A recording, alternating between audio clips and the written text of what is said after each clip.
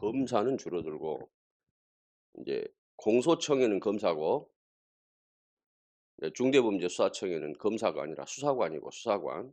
그러면 이제 중대범죄수사청 가면 그 수사관을 보좌하는 거지 국가적으로. 하여튼 뭐 그렇고요.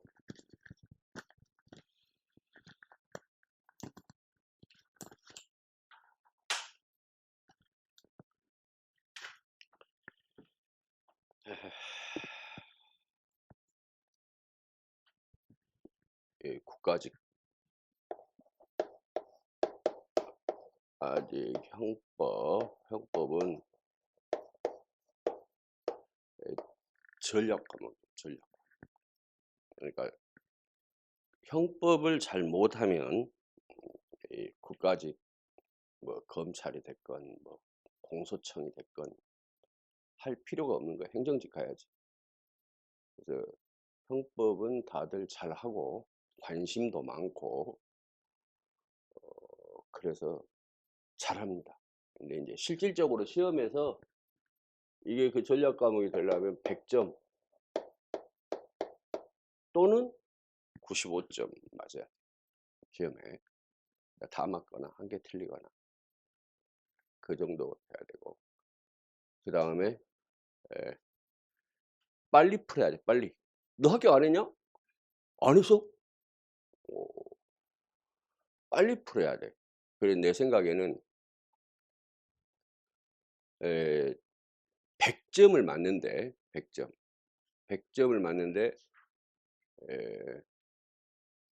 한 12분에서 15분 12분에서 15분 만에 형법을 풀어야 나머지 과목 이제 시간을 좀 절약해서 영어라든가 영어는 이제 뭐 영어는 바로 딱 빠지는 거 국어 뭐 이런 것들 시간이 많이 걸리는 과목을 이제 풀어야 되니까. 그 이제 형법은 에,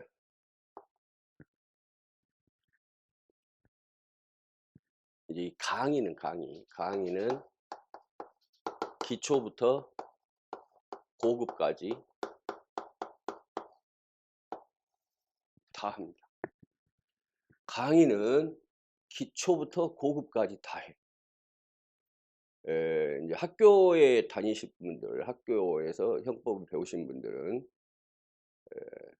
나도 뭐 대학에서 강의를 합니다만은 학교에서 배우는 형법은 형법이 아니다. 그럼 여기는 뭐냐? 여기는 수업용, 시험에 나오는 가능한 모든 지문을 여기 저 밑에 있는 기초부터 고급까지 합니다. 이해하시겠죠? 시험을 합격 못하는 이유가 뭐라고 생각해요? 실력이 없어서. 실력이 없었어요. 시험에 합격을 못하는 이유는 실력이 없었어요. 그래서 실력을 높여야 됩니다. 이해하시겠죠? 그런데 여기는 이제 그 객관식 시험이기 때문에 객관식 시험은 남들보다 정리된 정보를 한 개라도 더 많이 알아야 돼. 그것이 상대평가가 갖는 그 의미야. 그래서 옆에 친구가 잘하고 형법도 잘하고 해. 그런데 나는 그보다 더 잘해야 돼. 그러면 걔가 맞춘 문제는 나도 다 맞추고 걔가 틀린 문제를 하나 더 맞춰야 돼. 그래야 합격. 그다음 이제 뭐 이건 형법하고는 관계가 없는 이야기지만 못하는 과목이 있다. 예를 들어서 이 시험은 합격 못 합니다. 이 시험은 내가 못하는 과목이 있으면 합격을 못 해. 알겠죠? 그러니까 영어를 못한다. 뭐 국어를 못한다. 국사를 못한다. 합격 못 합니다. 그러니까 못하는 과목이 없이 보통 정도는 해야 돼요. 그다음에 뭐 커트라인이 상당히 올라갔다고 점수가 그 말은 이제 문제 난이도 조정이 조금 실패했다는 이야기도 되고 그러기도 하고 이제 실질적인 그 공부를 많이 하는 실력 있는 학생들이 상당 부분 있다. 그렇지만 경쟁률 자체는 뭐 예년하고 비하면 현저히 낮기 때문에 경쟁률은 뭐 옛날에 우리 인제 한창 때 뭐 150대 1, 170대 1 그런 세상은 앞으로도 안 오겠죠. 지금은 해볼 만하다. 인제 그 이재명 정부가 저는 이제 미리 말씀드리는데 이재명 정부 들어서고 정계 은퇴했어요. 그래서 강의 중에 정치에 관한 이야기를 잘 안 할 겁니다. 예 왜냐하면 그전에는 많이 했어. 근데 정계 은퇴했어요. 내가 원하는 정부가 아닙니다. 그래서 그런 이야기 안 합니다마는 검찰을 개혁한다 그래. 그래서 인제 그 엊그저께 제가 제자하고 통화했는데 공소청에 가겠다는 사람은 드물고 중대범죄수사청으로 가겠다는 사람이 많다고 그래, 검찰 직원들 가운데서. 그래서 인제 에 검사들이야 공소청으로 가겠지만은 그 일반 지금 검찰 수사관들의 경우에는 그 수사하려고 거기 가 있는 거 아니겠어, 수사관? 그러니까 중대범죄수사청을 선호하는 사람들도 많고 일은 인제 공소청이 편할 것이라고 그래요. 예. 그러나 어쨌든 간에 검찰직은 앞으로 검찰이 어떻게 개혁이 되더라도 행정직 공무원 3 명하고 안 바꿉니다. 이해하시겠죠? 특히 그 남학생들은 내가 또 말합니다. 여러분 여학생도 마찬가지야.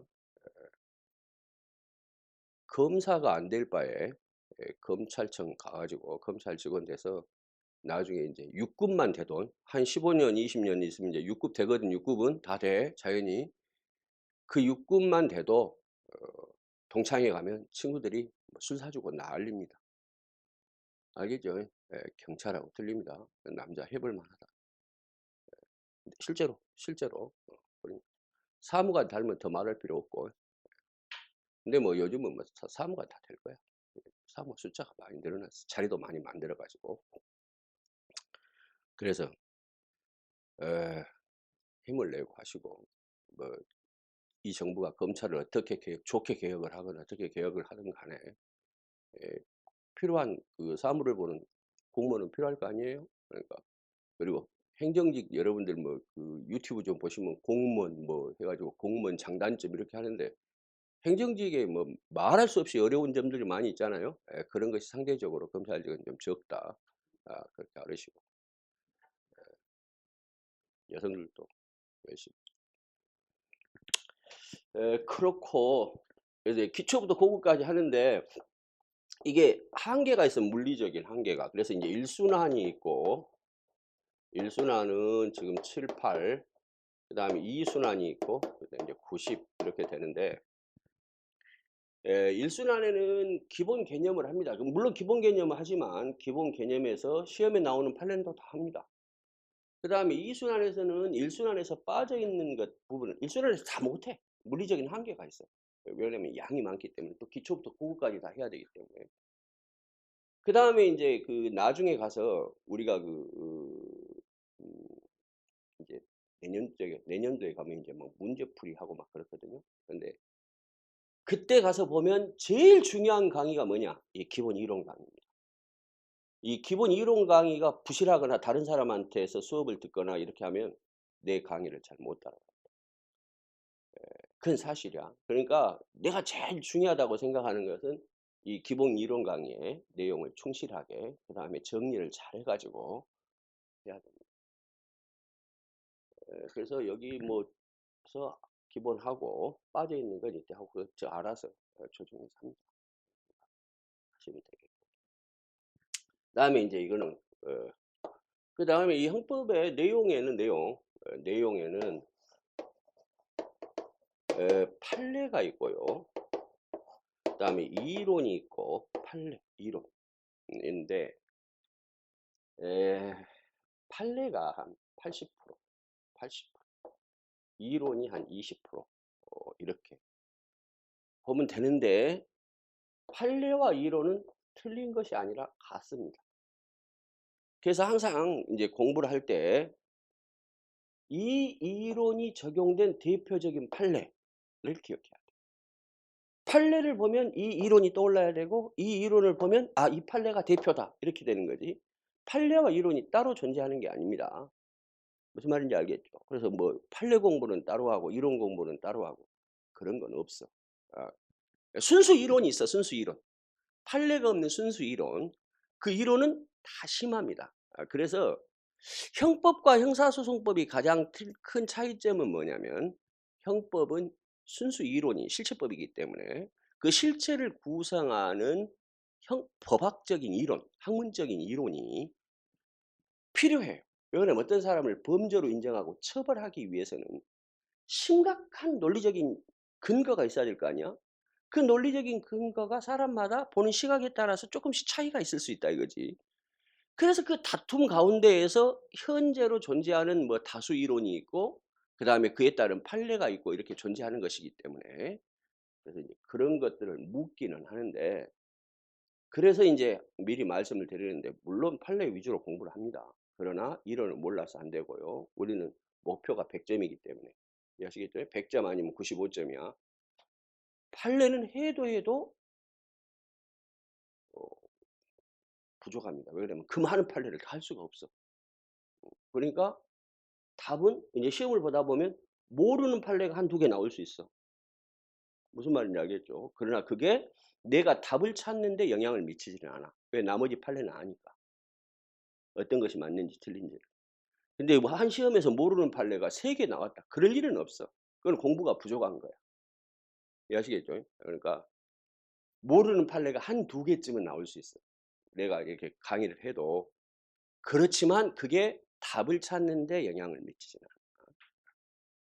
판례는 한도 끝도 없다. 그 두 개를 잘 맞춰서 할 생각을 해야 되고요.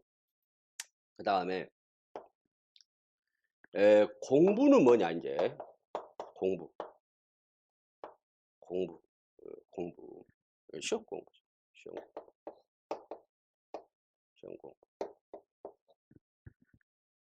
공부 어떻게 해야 돼? 공부 어떻게 해야 돼? 형법 공부 어떻게 해야 돼?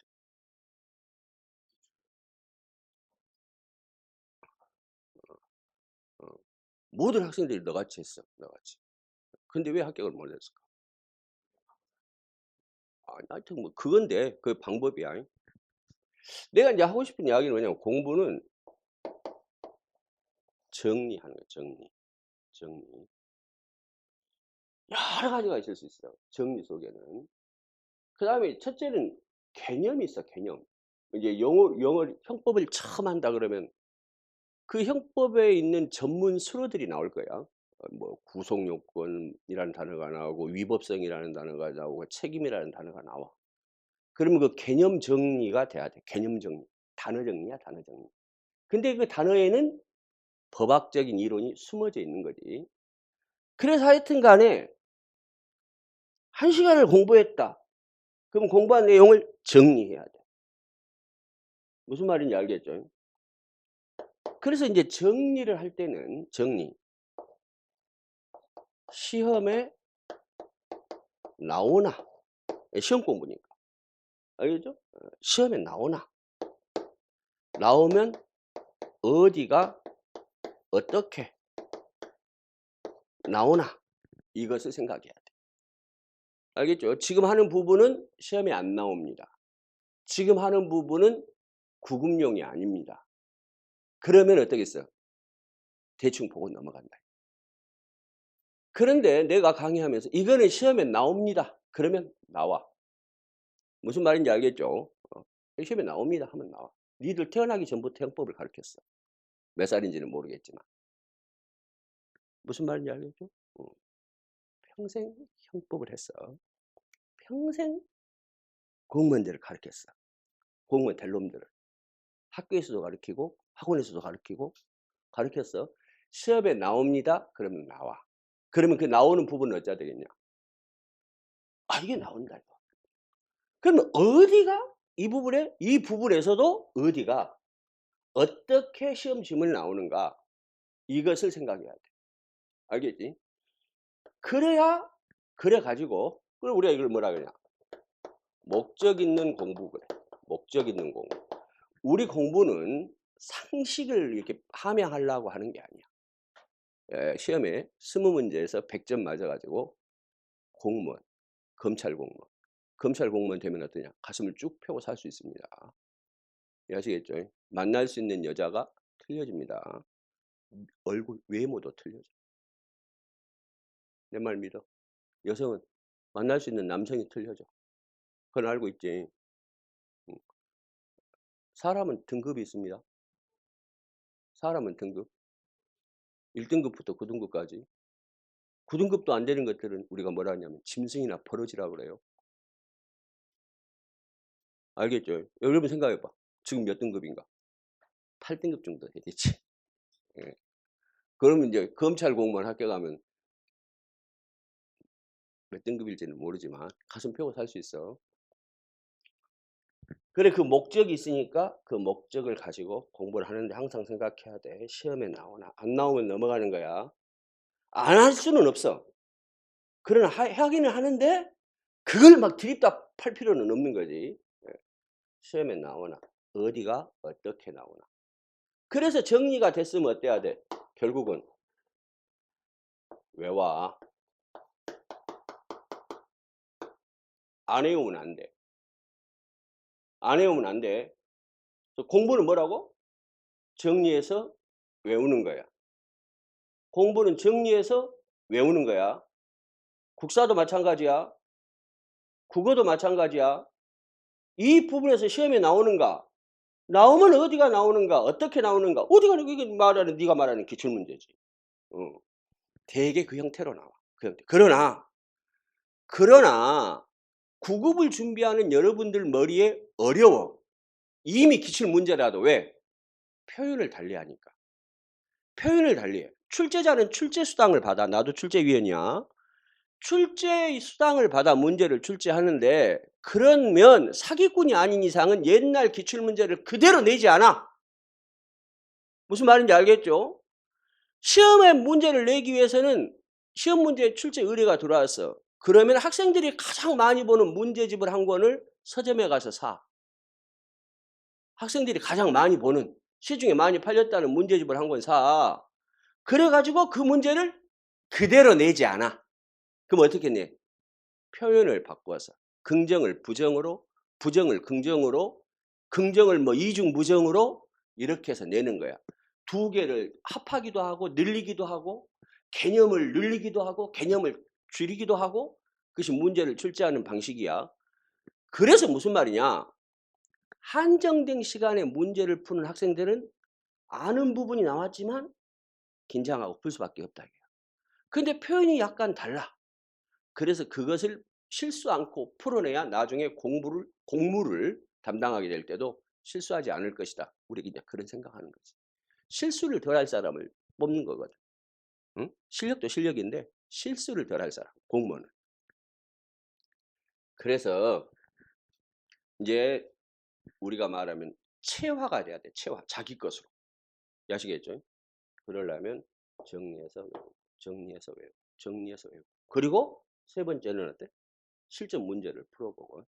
그 과정이 이제 혼자 하면 힘드니까 학원에서 싼값에 싼값이잖아요. 인생을 걸고 하는데 같이 하면 된다. 이렇게 생각합니다. 알으시겠죠? 다음에 이제 학원. 학원에는 이제 첫날이니까 내가 좀 하는 거야. 공무원 시험에 합격하는 수단은 대학이 아닙니다. 학원이지. 아시겠죠? 다음. 공무원 시험에 합격하는 인간이 발견한 최고의 수단은 학원입니다. 오프라인 학원, 온라인 학원 아니에요. 온라인 수강만 하고 시험에 합격했다는 애들이 있는데 걔들은 머리가 우수한 겁니다. 니들은 안 돼. 그래서 보통의 인간들이 공무원 시험에 합격하는 것은 50년 전에도 그랬고 지금도 그렇고 학원입니다. 그래서 내 말은 일정 부분에 학원비도 들어가고 학원에 나와야 되고 시간 맞춰서 해야 되고 하니까 힘들기는 하죠. 그렇지만 그것이 시험에 합격하는 가장 빠르고 효과적인 방법이라는 것을 믿으세요. 이해하시겠죠? 근데 학원에 와 가지고 실질적으로 공부를 해야지 사교하면 안 돼. 이 학원 안에는 실력이 있는지 없는지도 모르는데 말을 엄청 잘하는 애들도 많아. 청복 엄청 많은 애들도 많아. 아, 그런 건 여러분이 스스로 잘 헤아려서. 이해하시겠죠? 예. 그 부처님도 그랬어요. 부처님도. 좋은 도반을 만나면 도를 반은 통한다 이랬어요. 그러니까 좋은 뭐 그 서로 도움을 될 수 있는 그런 사람이 있으면 같이 벗삼아서 공부를 하면 좋고, 안 되면 적당히 거리를 두고. 이해하시겠죠? 공부하다 나와 가지고 잠깐 차 한잔 마시면서 얘기하는데 10분 넘어가도 아무런 부담 없이 서 가지고 이야기하는 사람. 그건 내 인생을 망치는 놈이야. 10분 넘어가면 상대를 위해서라도 인제 그만 그 자리 파하고 들어가 공부해야 될 거 아니야. 그래서 같이 차 한잔 마셔 보면 알아. 무슨 말인지 알겠죠? 차 마시는데 10분, 20분씩 사교하고 그런 일은 학원 나와서는 하면 안 돼. 그리고 선생님들 평가하면 안 돼. 나는 평가해도 되는데. 예. 그리고 이 강의실 안에는 실력이 저 위에 있는 학생도 있어. 저 밑에 있는 학생도 있고. 그러면 강의는 어떠냐?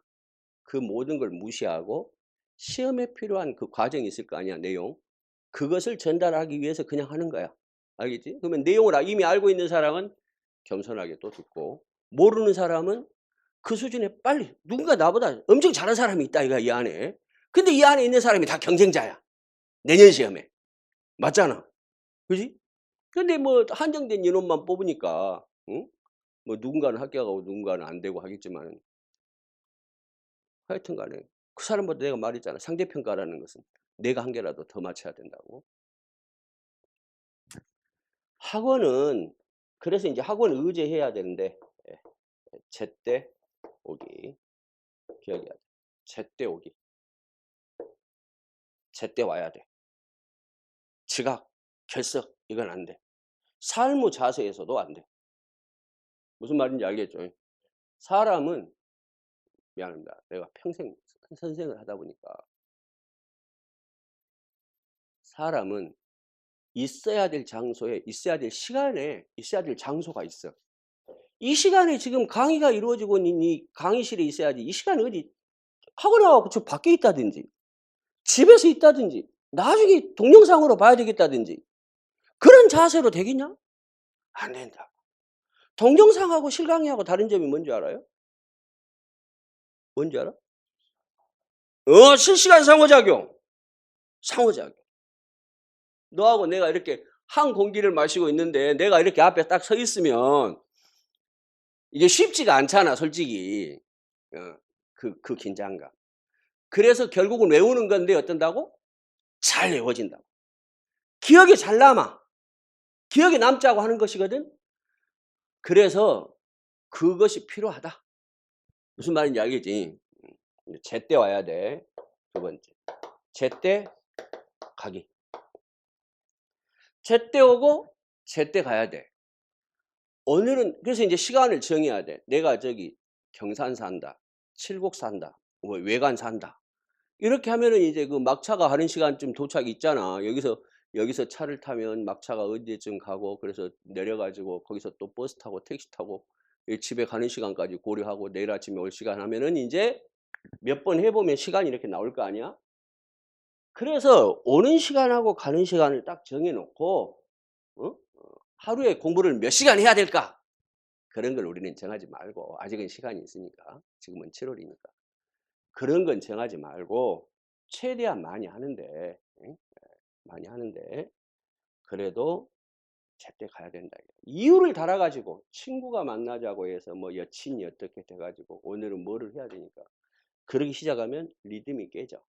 학원 여러분 누가 강제하지 않습니다. 그러니까 이게 한 번 리듬이 깨지면 이게 다시 다잡기가 어려워요. 그리고 수업은 한 번 빠지면 이게 그거 빠졌지. 안 들으면 그거 빠졌잖아. 근데 앞뒤로 연결이 또 안 돼. 사람이 또 좀 멀어져, 이게. 그러니까 그런 것은 피해야 된다 이거지. 이해하시겠죠? 그다음에 세 번째, 제일 중요한 거야. 복습해야 돼, 복습. 예습하고 복습 중에서 뭐가 더 중요하겠냐? 예습이 중요해. 예습이 중요해. 왜 예습이 중요하냐? 알면서 들으면 다 들려. 무슨 말인지 알겠지? 그런데 예습을 할 수가 없잖아, 내용을 모르면. 그래서 복습하는 거야. 그래서 복습. 차선책으로. 예습이 제일 중요해. 내가 지금 이 하는 말을 내 강의를 전에 들은 사람들은 내가 전에도 이렇게 얘기를 하거든. 그러면 아는 이야기를 지금 또 지금 이렇게 하는 거야. 재탕 삼탕 하는 거야. 그럼 알면서 들으면 말하는 대로 다 들리지. 근데 문제는 나를 처음 본 사람들은 오늘 지금 처음 들은 이야기 아니야. 그지? 그러니까 잘 못 알아먹어. 그래서 복습을 해야 돼. 그러면 복습은 어떻게 하냐? 복습은 어떻게 하냐? 복습. 모든 과목이 다 마찬가지야. 국어도 그렇고 국사도 그렇고 영어도 그렇고 다 마찬가지야.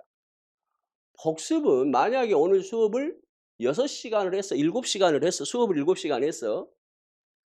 근데 그 복습을 하느라고 하루가 넘게 걸리는 사람들이 있어.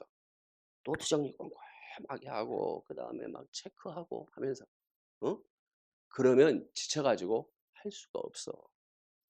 그래서 복습은 만약에 7시간 강의를 들었다.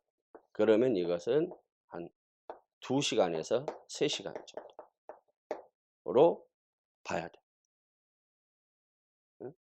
그러면 강의 중에 한 50%, 40%는 이해를 해야 되겠지. 40~50% 이해하고 그다음에 나머지는 한 30%는 읽어보면 이해가 돼야 되고 나머지는 일단은 뭐 외우든지 뭐 이해를 하든지 해가지고 또 남겨놓고 나중에 또 보고. 그래서 어쨌든 간에 2~3시간 내에서 빠르게 한번 봐야 돼. 빠르게 한번. 그리고 다시 한번 보고. 알겠죠? 그래서 학원에는 제때 오고 제때 가고 복습을 하는데 복습은 밀리지 말고 하고. 이해하시겠죠? 밀리면 안 된다. 복습이 밀리기 시작하면 이 공부는 못해. 왜냐하면 날마다 해야 되는 게 있어. 날마다 해야 되는 과목. 이틀에 한 번 해야 되는 과목. 그래서 과목 숫자를 가지고서 나눠가지고 이틀에 한 번 해야 되는 과목이 있고 날마다 봐야 되는 과목이 있고 그래. 근데 3일 넘어간다. 안 돼.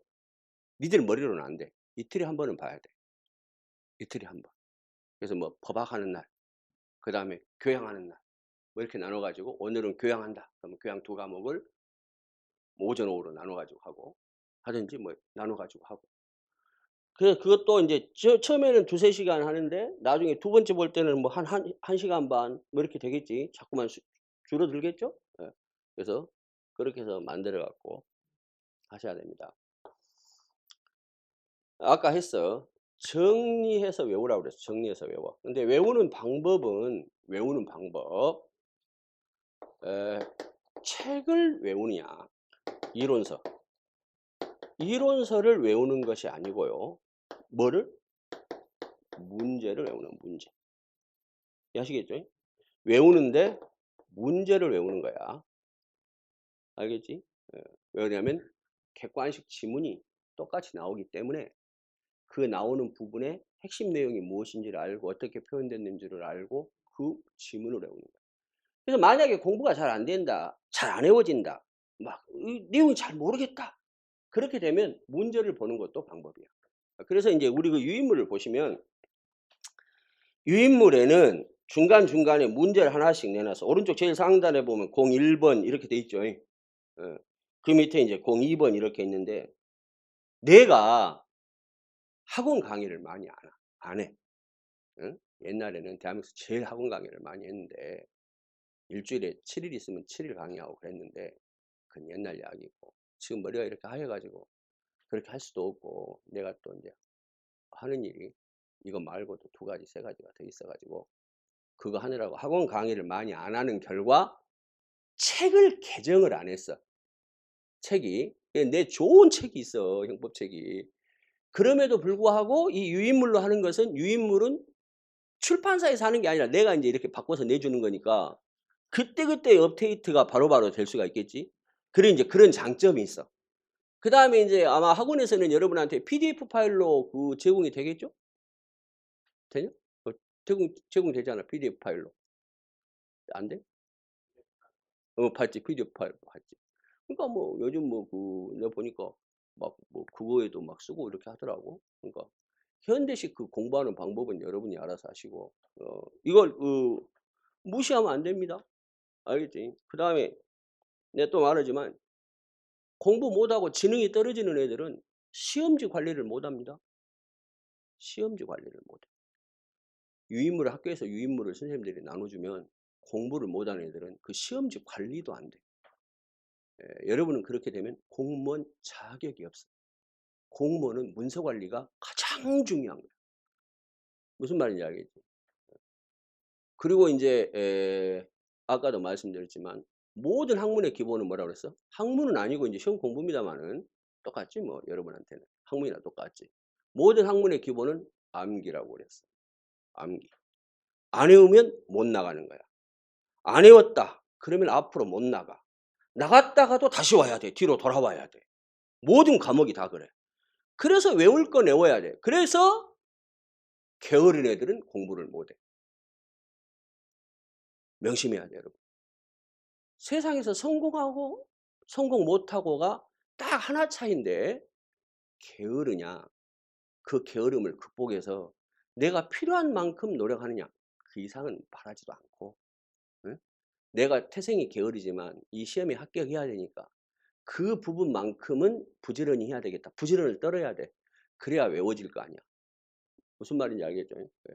외워야 돼. 외우고 정리하고 그 다음에 문제 풀고 이해하시겠죠? 형법은 재미있습니다. 그러니까 내가 뭐 여러분한테 따로 말씀을 안 드려도 잘 알으실 거야. 그러니까 명심하시고 알겠죠? 해봅시다.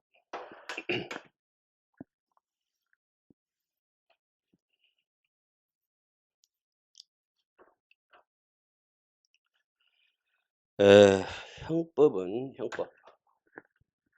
갑이 여기 을을 칼로 찔러서 을이 사망했어요. 갑이 을을 칼로 찔러서 을이 사망했을 때 빚어지는 법률 문제가 있어요. 법률 문제. 법률 문제가. 그러면 이제 가장 크게 두 가지로 형사 문제가 있고 형사, 민사 문제가 있고. 응? 형사는 지금 갑이 을에 대하여서 칼로 찌른 이거 있지 이 행위? 이걸 행위라 그래. 행위. 이 행위. 이 행위가 범죄인가? 범죄인가? 그래서 만약에 범죄가 된다면 그에 대해서는 벌이죠, 벌을 과하게 된다 이거지. 그것이 형사 법률 관계. 그러면 이제 범죄가 되려면 뭐뭐가 죄가 된다고 하고 어딘가에 써져야 되겠지, 그지? 법에 써졌다 이거야. 그래서 이제 예를 들어서 형법 250조 1항에 살인죄, 사람을 살해한 자는 거기에 해당하는가? 해당해. 그러면 거기에다가 벌은 얼마나 가해야 되는가? 그래서 이제 형사법률 관계는 이런 거야. 죄는 되냐? 무슨 죄냐? 벌은 얼마나 할 것이냐?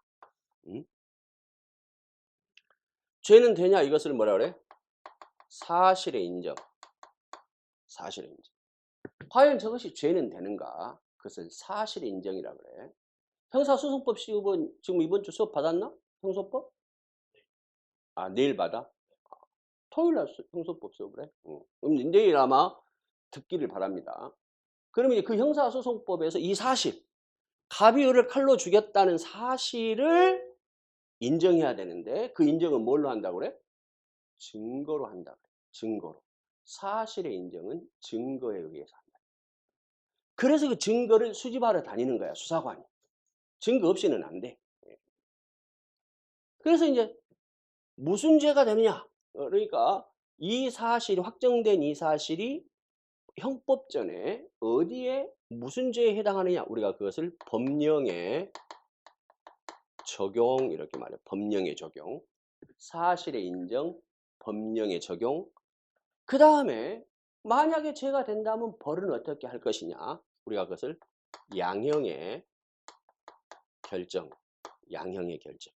그래서 이렇게 세 가지 사실의 인정, 법령의 적용, 양형의 결정 이 세 가지가 형사재판에서 주요한 요증 사실이야.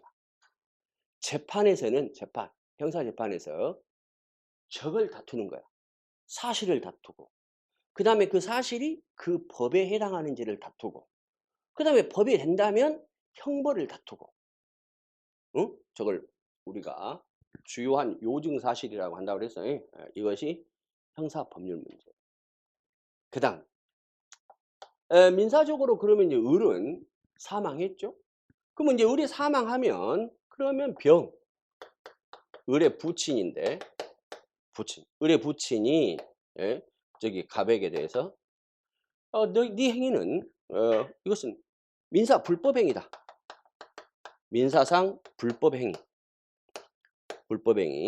그래서 이제 고의로 한 불법행위, 과실에 의한 불법행위, 고의과실. 그래서 고의과실로 타인에게 손해를 가한 자는 그 손해를 배상해야 된다. 이렇게 돼 있어요. 손해배상. 그래서 이제 민법 750조에 민법 750조에 보면 민사상 불법행위에 대해서 손해배상을 청구해. 손해배상. 그런데 을이 35세 검찰직 공무원이고 7급 공무원, 35세의 검찰직 공무원, 7급 공무원인데 그럼 제가 60세까지 만약에 안 죽고 저기서 살해 안 당하고 60세까지 공무원 생활을 했으면 수령할 월급이 있죠? 그 다음에 퇴직금이 있죠? 벌을 수입이 있지? 근데 사망함으로써 어때? 그 수입이 없어지게 됐죠? 그렇게 해서 저걸로 해서 상실된 일시이익이 있어. 일시이익. 그 일시이익에 대해서 손해배상을 청구하는 거야. 손해배상. 그 다음에 이제 그 손해가 정신적인 것은 이제 위자료도 청구하고 그래서 손해배상을 청구하는데 2억. 뭐 우리 판례로는 1억 8천짜리도 있고 2억짜리도 있고 한데 되게 그 정도. 그래서 이제 이것에 관한 법 이것이 형법하고 형사소송법. 아시겠죠? 이에 관한 법이 민법하고 민사소송법이다. 아시겠죠? 그래서 이제 그래서 우리가 말하는 형법은 이 형법 이게 과연 이 행위가 죄는 되는가? 죄가 된다면 벌은 어떻게 할 것인가를 미리 법에다가 다 써져 있어. 그래서 써져 있는 그 법을 지금 여러분이 공부하러 왔고 그걸 공부해서 시험에 보는 겁니다. 왜 그러냐면 여러분이 수사를 하실 때 또는 수사를 보조하실 때 저걸 알아야만 그에 맞춰서 하는 거니까. 그래서 그 법이 형법이다. 그래서 형법은 범죄와 형벌에 관한 법. 범죄가 무엇인지 그리고 그 범죄가 만약에 이루어졌다면 형벌은 얼마를 가할 것인지를 미리 법에다 다 써놓았다. 그 법이 형법이고 그걸 우리 이제 공부한다 그 말입니다. 이해하시겠죠? 그러면 이제 미리 첫 시간이니까. 그럼 범죄는 이제 그 유인물 첫 번째 부분 봐보세요. 범죄의 성립 요건 이렇게 돼 있지. 이제 범죄는 나하고 수업하려면 알아야 돼. 범죄는 두 부분으로 이루어졌다고 그래. 두 부분. 범죄는 첫째는 행위. 그 다음에 행위자. 그러면 여기 칼로 을을 찔렀다. 이거는 행위지. 그 다음에 이거는 뭐야? 행위자지. 행위자. 사람. 그래서 이 행위에 관한 부분을 우리가 불법이라고 불러. 불법. 근데 이 행위는 착한 행위야, 나쁜 행위야? 나쁜 행위지. 그러니까 불법이다 그 말은 형법에서 어긋난다. 여기 봐라. 형법상 이봐. 형법상 형벌의 대상이 되는 걸 뭐라고 불러? 범죄라고 불러. 민법상 손해배상의 대상이 되는 건 뭐야? 불법행위야. 그러면 이 민사 불법행위는 형법에서 보면 범죄일 수도 있고 범죄가 아닐 수도 있어. 무슨 말인지 알겠죠? 그러니까 불법행위라는 개념은 훨씬 더 넓은 개념이지. 그러면 범죄라는 말은 특별히 어디에 쓰는 거야? 형법에서 쓰는 거야. 형벌을 받는 대상을 범죄라고 말을 하면, 범죄라고 말하면, 이것은 민사 문제가 아니고 뭐야? 형사 문제다 하는 걸 의미하는 거야. 그래서 거기에는 손해배상 책임이 아니라 뭐? 형벌이라고 하는 형사 책임이 따른다는 말이 포함된 거야. 범죄라는 말 속에는. 이해하시겠죠? 그래서 우리가 말하는 범죄니까 이거 형법 문제죠. 그리고 그 행위는 범죄 행위겠죠. 범죄 행위. 그러니까 그것은 불법 행위겠지. 그지? 불법 행위. 그래서 이 불법 행위를 우리는 나는 뭐라 하냐면 못된 짓이다 이렇게 말해. 못된 짓. 행위자에 대하여 우리가 책임져라. 왜 그러면 행위가 책임을 지는 건 아니고 그 행동을 한 사람에게 책임을 묻죠. 그러니까 이게 책임.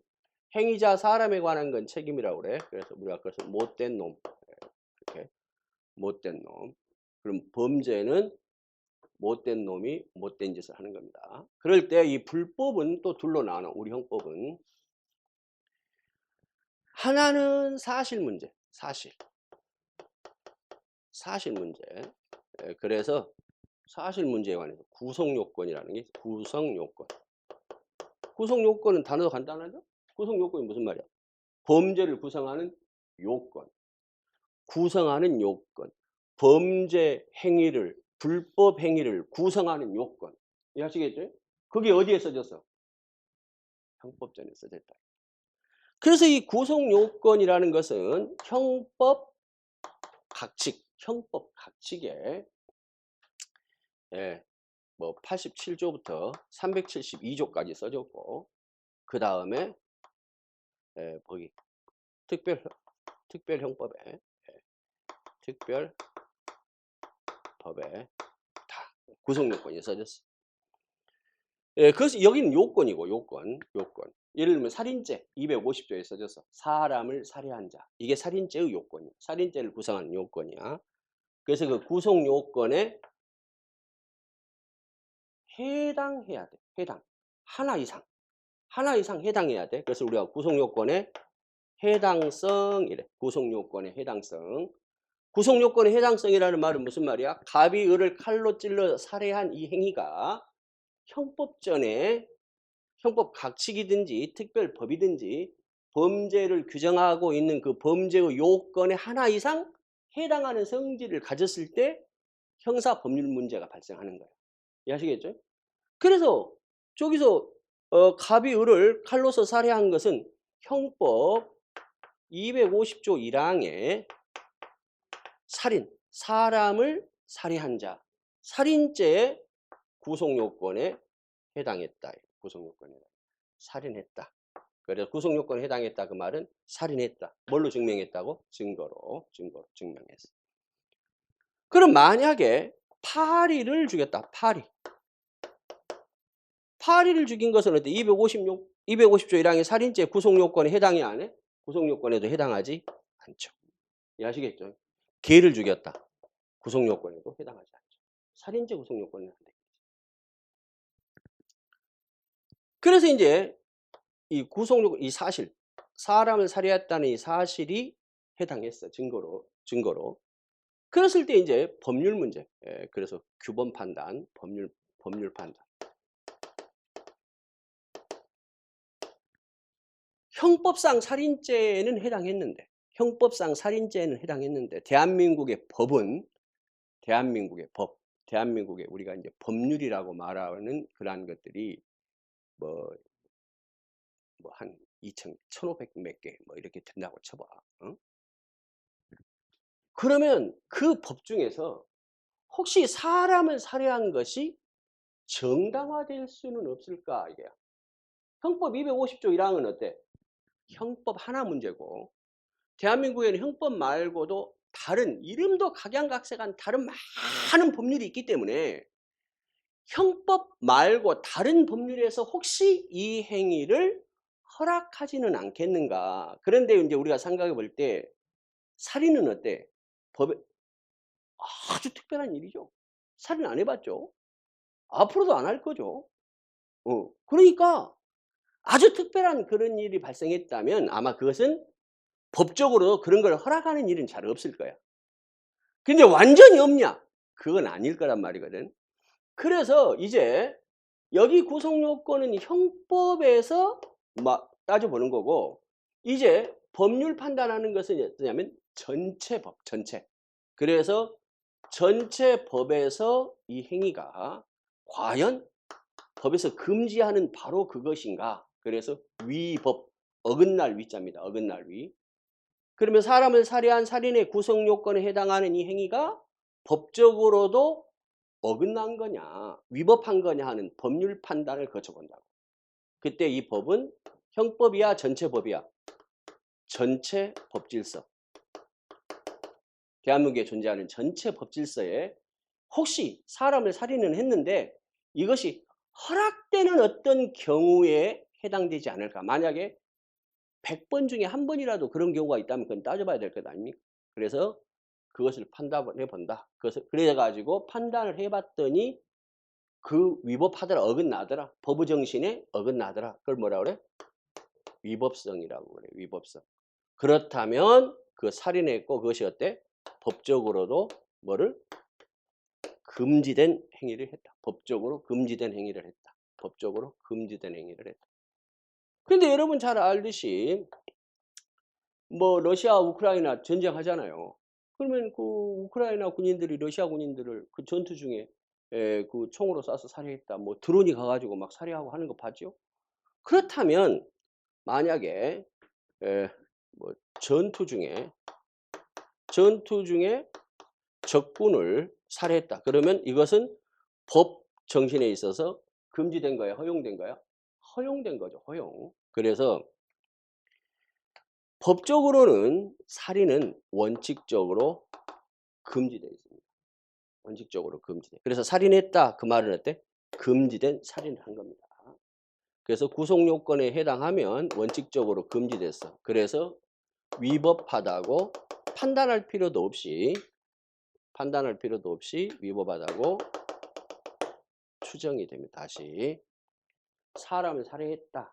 살인죄에 해당한다. 그 말은 이것은 법으로도 금지된 행위라고 추정돼. 그래서 위법하다고 추정이 됩니다. 그런데 만약에 예외적으로 법적으로 허용되는 경우가 있다. 예외적으로 허락되는 경우가 있다. 예를 들면 뭐 정당방위라든가 정당방위. 그렇다면 이건 어때? 구속요건에 해당하지만 위법하지 않겠죠. 아시겠죠? 그래서 이거 원칙적으로 금지, 예외적으로 허락되는 것. 이것을 판단하는 것. 금지에 해당하는가, 허용에 해당하는가. 이 살인이 금지된 바로 그 살인인지 아니면 예외적으로 허락된 살인에 해당하는지를 판단하는 게 그게 뭐야? 위법성 판단이다. 근데 그 위법성 판단은 사실 판단이 아니고 법의 정신에 비춰가지고 하는 법적 가치 판단이다. 그러면 이제 우리가 범죄는 행위와 행위자로 이루어졌는데 불법 행위를 만들기 위해서는 두 가지 단계로 나눠서 본다. 첫째는 사실을 확정해야 하고 구속요건에 해당성이 있는가. 그리고 이제 전체 법질서를 가지고서 혹시 사람을 살해한 그 행위가 법적으로도 금지된 바로 그것인가. 그것은 판단하지 않아도 추정된다. 추정돼. 그래서 구속요건에 해당했다. 그 말은 어때? 위법하다. 살인했다. 그 말은 금지된 살인이다. 이 말입니다. 그런데 정당방위로 사람을 살해한 경우라면 어때? 사람을 살해했지만 위법하지 않다. 무슨 말인지 알겠죠? 이렇게 이제 판단하게 됩니다. 그렇게 되면 이제 구속요건에 해당했어. 위법하기도 했다. 이런 이 사유는 그래서 이제 우리 형법 위법성에 대해서는 위법성, 살인, 절도, 강도, 강간 다 금지됐죠, 원칙적으로? 그래서 위법성에 대해서는 우리 형법에는 규정이 없어. 다만 예외적으로 허용되는 거, 허용돼. 예외적으로 허락되는 것이 20조부터 24조까지 형법 총칙에 20조부터 24조까지 규정을 두고 있습니다. 그래서 우리가 이제 위법성 부분에 가서 배우는 것은 위법성을 배우는 것이 아니라 위법을 배우는 게 아니야. 사람을 살해하면 위법한 거야. 해놓고 예외적으로 위법하지 않은 경우를 배웁니다.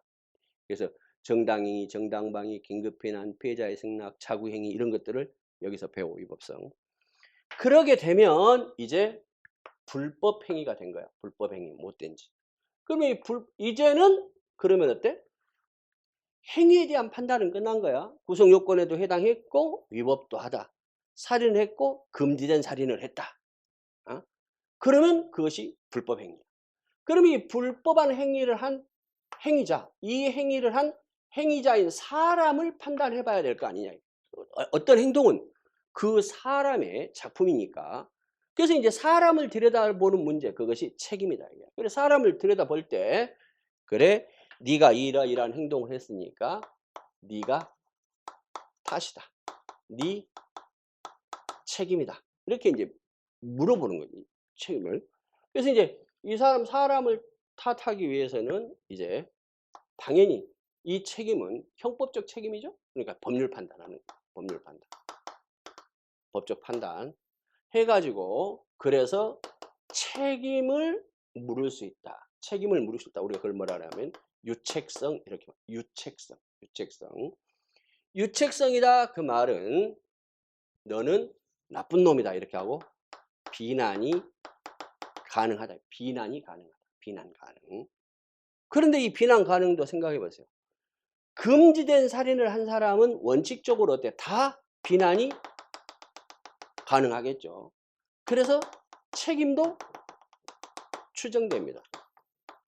구속요건에 해당하면 사람을 살해한 자 구속요건에 해당하면 위법성이 추정되고 책임도 추정됩니다. 이해하시겠죠? 그래서 책임에 관해서 규정이 없어. 우리 형법에. 책임에도 위법성에도 안 써졌어. 위법성에는 뭐만 써졌다고? 위법성 조각사유라는 게 써져 있어요. 위법성 조각사유. 위법성 조각사유. 추정을 깨는 겁니다. 그래서 이제 비난이 사람을 살해했지만 금지된 살인을 했지만 비난이 불가능한 경우도 있다. 비난이 불가능한 경우. 예를 들면 그 사람이 어디 정신이 좀 아픈 사람이라든지. 이해하시겠죠? 그러면 또 강요를 받아가지고 이루어졌다든지 강요된 행위라든지 뭐 이렇게 되면 뭐 착각에 의해서 이랬다든지 그렇게 되면 책임이 조각된다. 그래서 우리 형법에는 책임 역시 추정이 되고 책임이 추정이 되고 그래서 이 책임이 조각되거나 책임이 배제되는 사정을 9조부터 16조까지 썼어. 책임. 그래서 책임도 다시 구속요건은 어디에 써져서 형법 각칙에 써져 있는 거야. 살인죄, 강간죄, 절도죄, 강도죄 뭐 이런 것들 써져 있는 거. 그 부분이 이제 우리 형법 강론 시간에 배울 거야. 그 다음에 뭐 폭력행위 등 처벌에 관한 법률 뭐 이렇게 등등 특정 강력범죄 처벌에 관한 법률 그래서 그 특별 법에 있는 구속요건 그래서 그 구속요건에 해당하게 되면 범죄가 되고 그래서 이제 법의 전체 법에 의해서 과연 그것이 허락된 거냐 금지된 거냐 따져보는데 원칙적으로 금지됐으니까 그건 따져볼 필요가 없다. 살인했다면 위법한 거다. 구속요건에 해당했다면 위법하다. 다만 정당방위라면 예외적으로 허락된다. 살인을 했지만 위법하지 않다. 그 다음에 이제 금지된 살인을 해서 불법한 거야. 그 행동은 나쁜 거야. 그렇지만 그러면 그 사람 행동한 사람을 다 비난할 수 있다 이거죠. 그래서 교도소 가는 겁니다. 그래서 형벌 가는 거예요. 그래서 이제 이렇게 되면 형벌을 과하죠. 형벌을. 근데 이 사람한테는 어때? 형벌을 과할 수 없다 이거지. 이해하시겠죠? 그래서 우리 여기 표에 보면 표에 이제 제가 여러분한테 요구하는 것은 범죄는 두 부분으로 이루어졌다. 행위와 행위자. 그리고 행위에 관한 부분을 불법, 행위자에 관한 사람에 관한 정보를 판단하는 것을 책임. 이해하시겠죠? 그리고는 그 불법은 사실 문제로서 구속요건, 그 다음에 법률 문제로서 위법성. 이해하시겠죠? 그 다음에 책임은 행위자에 대한 법률적인 판단으로서 책임. 그런데 위법성도 추정되고 책임도 추정된다고 그랬지. 그래서 우리 형법에는 위법성에는 없어. 그래서 우리는 위법성을 배우는 게 아니야. 위법성을 안 배우고 뭐? 위법성 조각 사유를 배운다. 이게. 형법에서는 책임을 안 배우고 책임 조각 사유를 배운다. 이게. 아시겠죠? 그래서 책임 조각이나 배제자 사유. 그래서 이제 이렇게 되면 유죄, 죄의 요소를 모두 갖췄다. 이렇게 돼. 근데 구속요건에도 해당하지 않든지, 구속요건에 해당하지만 위법하지 않든지, 구속요건에 해당하고 위법한데 책임이 없다. 이렇게 되면 어때? 무죄가 되겠죠. 무죄. 유죄, 무죄. 이해하시겠죠? 그러면 우리가 이제 범죄는 이렇게 세 부분. 범죄는 이렇게 세 부분. 구속요건의 해당성, 위법성, 책임. 이렇게 세 부분으로 돼 있다고 하는데 이것을 쓰고 있는 부분이 있느냐. 이것이 형법, 우리 형법 총칙에, 우리 형법 총칙. 형법 총칙에서 이것들을 쓰고 있다. 그리고 그 범죄가 되면 어떤 형벌을 과할지까지를 쓰고 있는 것. 그래서 이것이 1조부터 86조까지 형법 총칙에, 예. 우리가 형법 총칙을 오늘부터 이제 형법 총칙을 배운다 이렇게 하는데 형법 총칙을 배운다는 말은 뭐를 배운다는 거냐? 3단계 범죄 체계를 배운다. 3단계 범죄 체계. 그래서 우리 형법에서는 구속요건 써줬죠. 형법 각칙에. 그 다음에 20조부터 24조까지 위법성 써줬죠. 위법성. 그 다음에 9조부터 16조까지 해가지고 어때? 책임 써줬죠. 그러니까 이 형법 총칙에는 어때? 3단계 범죄 체계를 쓰고 있다. 그걸 배우는 것이 우리가 형법 총칙을 배우는 일이다. 이해하시겠죠? 그럼 어때? 1번 형법에 의해. 형법은 범죄와 형벌을 규정한 법규범으로서 범죄를 법률 요건으로 하고 그에 대한 범죄가 성립하면 제재로서 형벌과 보안 처분을 규정한 법규범의 총체이다. 이것이 형법이다. 이해하시겠죠?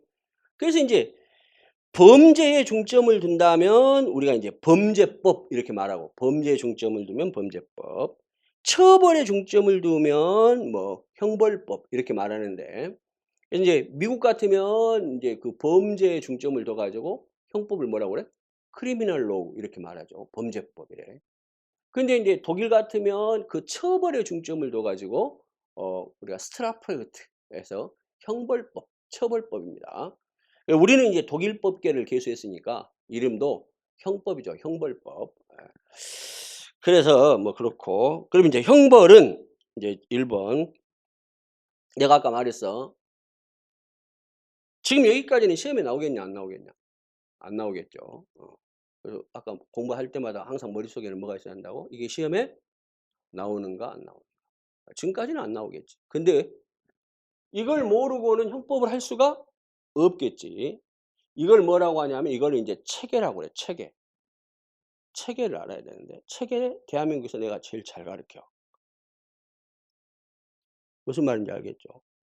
그래서 일순환 할 때, 일순환 할 때 체계를 몇 번 계속해. 계속. 그 체계가 딱 내게 돼 있어야 돼. 그러면 이제 나머지 뭐 어려운 판례 그런 것들은 몇 개 하면 되는 것이고. 이해하시겠죠? 그래서 이제 이렇게 한다 하는 말을 일단 머릿속에 넣어놔야 된다. 제일 중요한 말이야. 그다음 형벌은 형벌. 이제 형벌과 보안 처분이 효과이기 때문에 형벌과 보안 처분. 그러면 형벌은 과거의 불법에 대한 제재. 과거의 불법. 형벌은 과거. 이거 지금 갑이 이 행위를 했을 거 아니야? 그지? 그래서 이것이 과거에 불법이라는 건 뭐냐? 불법. 내가 한 과거의 잘못된 행동. 불법은 뭘 보고 불법이라고 한다고? 내가 한 과거의 잘못된 행동. 아시겠죠? 근데 그 잘못이 민법상 잘못이면 뭐야? 민사상 불법 행위. 근데 그것이 형법에 저촉되면 그걸 뭐라고 그래? 형사상 불법행위. 그것을 특히 두 글자로 뭐라고 부르기로 했다고? 범죄로 부르기로 했다. 범죄로 부르게 되면 이것이 민사가 아니고 형사 문제다. 그리고 이것은 단순한 손해배상 문제가 아니라 형벌 교도소 가는 문제다 하는 것이 딱 그 범죄라는 단어로 특정이 되지. 그래서 형법은 특별히 이름하여 그 불법행위를 범죄라고 부른다고. 무슨 말인지 알겠죠? 지금 20분 수업했는데 대학에서 배운 것하고 완전 틀리죠? 틀리다고 내가 말했잖아. 처음부터 끝까지 틀려. 무슨 말인지 알겠지? 싸디싼 학원비를 내놓고 대학에서 배운 것보다 훨씬 많이 배운다. 열심히 하라. 토입이 틀리면 산출이 틀리다. 명심해야 돼. 그리고 이것은 상대평가예요. 상대평가. 네, 미리 말합니다. 이 강의실 안에는 합격권 이상의 실력이 있는 학생도 있어. 무슨 말인지 알겠죠? 이겨내야 돼. 이겨내야 돼. 그 차이를 좁혀야 돼. 합격권 이상의 학생이다. 그 말은 무슨 말이냐면 5과목을 고루 잘한단 말이겠지? 형법만 해서는 떨어져. 형법은 나를 믿으면 되는데 그게 아니고 다른 과목도 열심히 해야 된다. 아시겠죠? 예, 아까 말씀드렸습니다. 하고 싶은 이야기. 이거는 과거의 이야기야. 과거의 그 행동에 대한 불법. 이해하시겠지? 그럼 이 불법은 질과 양으로서 다르겠죠. 예를 들면 살인의 불법하고 옆집 개를 죽인 손괴의 불법하고 옆집 아들을 죽인 살인의 불법은 질과 양이 다르죠. 그렇다면 형벌의 양, 불법에 대한 책임이 형벌이거든. 우리가 말하는 여기서 말하는 이 책임이라고 하는 거예요. 책임은 형벌하고 보완 처분하고 이렇게 이게 이제 형사 책임의 두 가지 내용인데 그 중에서 이 형벌이라고 하는 것이 불법하고 일치해야 될 거 아니냐 이거야. 이해하시겠죠? 그래서 우리가 거기 이제 시험에 나오느냐? 1번 나온다 이거야. 1번 별표. 과거의 불법에 대한 것이다. 그러면 적어도 어때? 그 책임이라고 하는 것은 불법을 초과하면 돼? 안 돼? 안 된다. 안 된다. 그래서 우리 봐라. 불법 내가 잘못된 행동의 질과 양이야. 그지? 이 불법이 갖는 질과 양과 책임이라고 하는 그 형벌은 어찌해야 돼? 같거나 불법이 더 커야 된다. 이해하시겠죠? 그러면 이게 만약에 이렇게 되면 돼? 안 돼? 안 된다. 이거를 뭐라고 그래? 책임주의다. 책임주의. 그러니까 형벌은 아무리 커도 어디까지 막 불법의 크기에 상응하게 과하는 것이지 저지른 불법보다도 더 중한 벌을 과할 수는 없다 이거야. 이해하시겠죠? 그것을 책임주의라고 그래. 별표야. 형벌의 제한 원리는 뭐? 거기 형벌의 제한 원리는 뭐라고? 책임주의. 시험의 출제 포인트. 형벌의 제한 원리는 책임주의야. 형벌은 과거 불법에 일치하게. 그럼 이제 형벌에는 우리 형법 41조에 사징금, 자자, 벌구, 과몰 외워야 돼. 우리가 이제 형법을 공부하는데 그 형벌을 부과 대상이 범죄라고 하는데 그걸 모른다면 말이 안 되지. 그래서 이제 사징금, 사형징역 금고, 자격상실, 자격정지, 벌금, 구류, 과료, 몰수. 나중에 다 알게 되는데 어쨌든 외워야 돼. 사징금, 자자, 벌구, 과몰 외워야 돼. 과태료 있어 없어? 없어. 과징금 없어.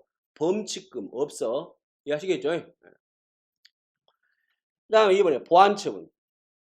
보완처분은 행위자의 장래의 재범의 위험성에 대한 사회방위처분. 장래 재범의 위험. 과거야 장래야? 장. 또 범죄할 것 같다. 또 성범죄자가 또 강간할 것 같다. 우리 그 나영이 사건 아시잖아요? 그럴 때 그놈이 나와가지고 또 할까봐 어때? 전자발찌를 채우고 하죠?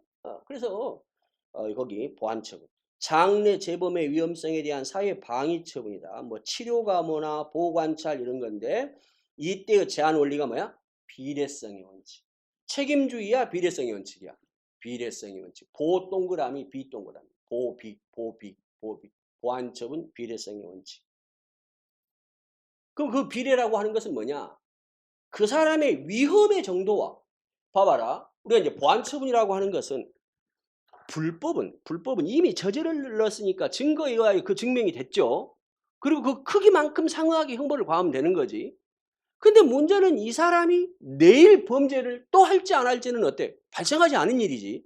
미래를 예측해서 지금 한다는 거 아니야? 근데 그 예측은 어때? 틀릴 수가 있잖아. 발생하지 않은 문제이기 때문에. 그래서 보안처분을 과할 수는 있지만 그 보안처분은 언제 정당화될 거냐 하지도 않은 것을 애꿎게 그 사람한테 너는 또 할 거야 이렇게 우리가 이제 추정을 해가지고 처벌하는 것이기 때문에 그럼 그 위험성은 어찌 돼? 크고 명백해야 된다. 한 번 강간해갖고 안 되고 어때? 두 번, 세 번씩 하는 상습성이 있다든지. 응? 그래서 그 위험성을 판단하는 여러 가지 기준이 있는데 그 기준이 합쳐야 돼. 그래서 그 위험의 정도와 일치해야 된다. 무슨 말인지 알겠죠? 그러면 그 밑에 깃발 있죠? 별표예요. 형벌과 보안처분은 그 정도가 책임의 정도에 의하여 제한된다. 맞는 말이야? 틀린 말이야? 틀린 말이야. 책임과 관련 있는 건 뭐야? 형벌이야. 보안처분은 책임하고 관련이 있어? 장래 재범의 위험성에 관련이 있어? 장래 재범의 위험성. 이해하시겠죠? 그래서 보안처분에도 책임주의는 관철되어 있다. 맞는 말이냐? 틀린 말이냐? 보안처분에도 책임주의의 원칙은 관철되어 있다. 맞는 말이야? 틀린 말이야? 틀린 말이야. 그것이 시험의 출제 포인트야. 이해하시겠죠? 그러면 이제 우리 이제 거기까지 봤는데 그러면 1번, 2번 중에서 시험에 나오느냐? 나온다 이거야. 나오면 뭐가 나온다고? 책임주의가. 이해하시겠죠? 그러면 책임주의가 나오는데 시험에는 뭐가 나오느냐? 보안처분은 책임주의하고 관계가 없다. 보안처분의 제한 원리는 뭐야? 비례성의 원칙. 이렇게 정리해서 외우는 거예요. 무슨 말인지 알겠죠? 이해했으면 됐어. 그러면 이제 첫 시간 이걸로 하고 잠깐 쉬었다 이제 본격적으로 해봅시다.